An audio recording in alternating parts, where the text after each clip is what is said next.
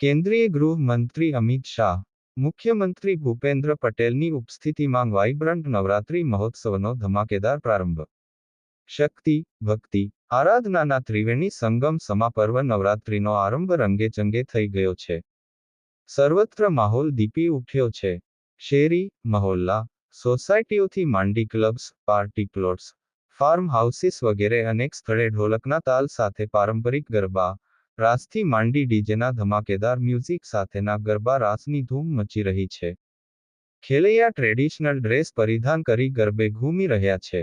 આગામી દિવસોમાં તો આ તરંગોમાં વિદ્યુતવેગી સંચાર જોવા મળશે.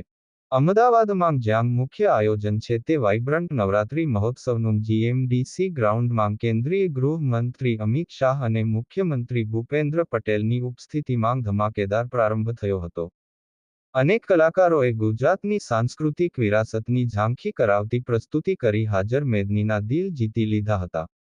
રાત્રે મહાઆરતી યોજાઈ ત્યારે અનેરા દૃશ્યો સર્જાયા હતા. વાઇબ્રન્ટ નવરાત્રી ફેસ્ટિવલમાં થીમ પેવેલિયન, હસ્તકલા બજાર, ફૂડ સ્ટોલ, બાલનગરી, સરસ મેળા થીમ આધારિત પેવિલિયનનું પણ આકર્ષણ છે.